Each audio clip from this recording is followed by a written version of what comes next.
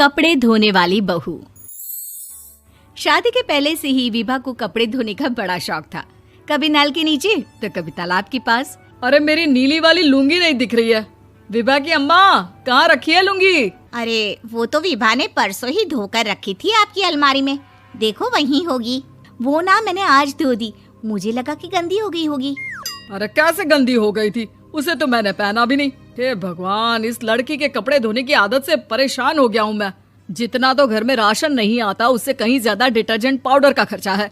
इसकी शादी करवा दो, शादी जाए अपने घर में ही करे काम, फिर चाहे घर के कपड़े धोने हो या पूरे गांव के। हाँ ठीक बोल रही हो, देखता हूँ मैं कोई लड़का। वो दिन भी आ जाता है जब विभा को देखने लड़के वाले आ जाते हैं। लड़की मुझे अच्छी लगी।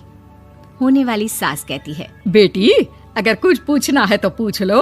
वैसे तो हमारी लड़की बहुत ही शर्मीली है, जो बोल दो वो मान लेती है, इसे क्या पूछना होगा। अरे कैसी बात कर रही हो माँ, मुझे इन लोगों के घर रहना है, सवाल तो कई है। हाँ हाँ बेटा, पूछ लो ना, क्या पूछना है। आप लोगों के घर कपड़े कौन धोता है? सास का मुंह बन जाता है।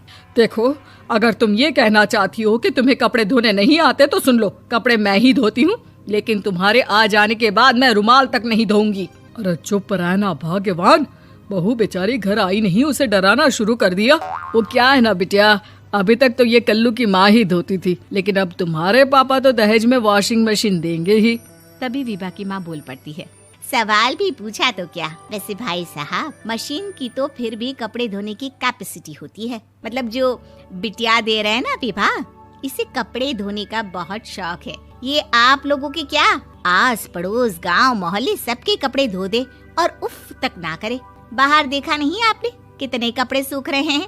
सब हमारी बिटिया ने ही तो धोए हैं। बस भी करो ना माँ, शर्म आ रही इतनी तारीफ सुनकर। और तो और एक दाग निकाल कर दिखाओ तो मान जाऊं। हाँ अच्छा, माफ करना बेटा, मैंने गलत समझा। हमें तो रिश्ता बहुत पसंद है। और ऐसे जुड़ जाता है रिश्ता कपड़े धोने का शौक रखने वाली विभा का। उसकी शादी हो जाती है कोयला फैक्ट्री में काम करने वाले कल्लू के साथ। शादी के बाद अचानक विभा चिल्लाती हुई सास के पास आती है। सासू माँ, अरे सासू माँ कहाँ है आप? ये तो धोखा है, धोखा दिया आप लोगों ने मुझे।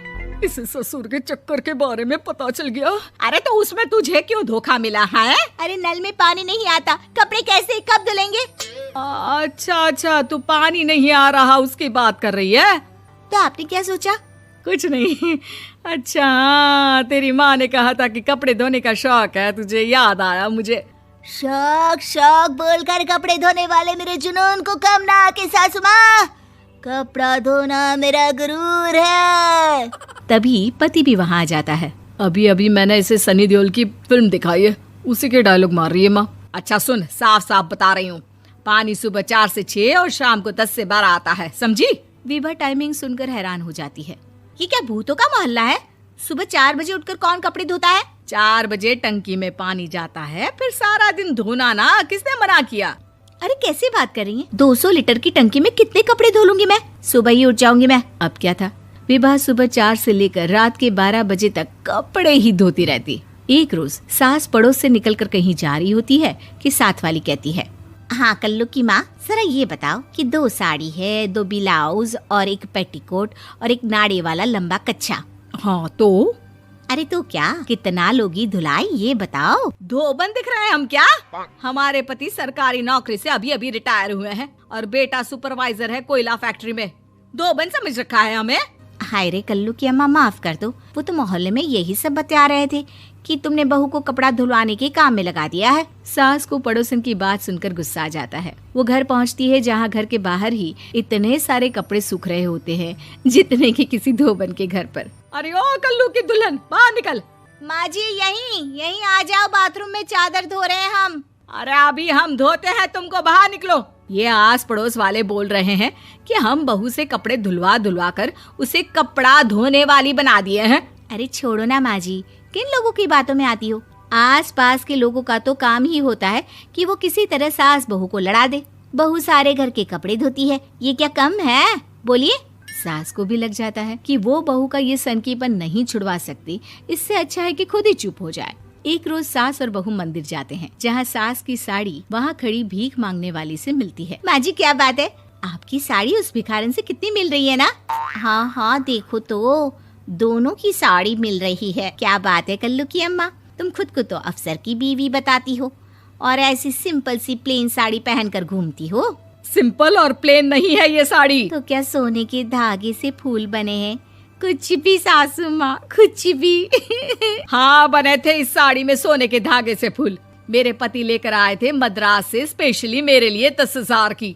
ताहे भाई साहब इस भिखारन के लिए भी सेम टू सेम साड़ी लेकर आए होंगे 10,000 की। सास उस वक्त तो कुछ नहीं कहती, लेकिन बहू के साथ घर आती है और अलमारी से एल्बम निकाल कर लाती है। ये साड़ी देख रही है, ये वही साड़ी है जिसे मैंने अभी पहना था। इस साड़ी में ये जो चमकदार फूल दिख रहे हैं ना, ये सोने के धागों से काढ़े गए हैं।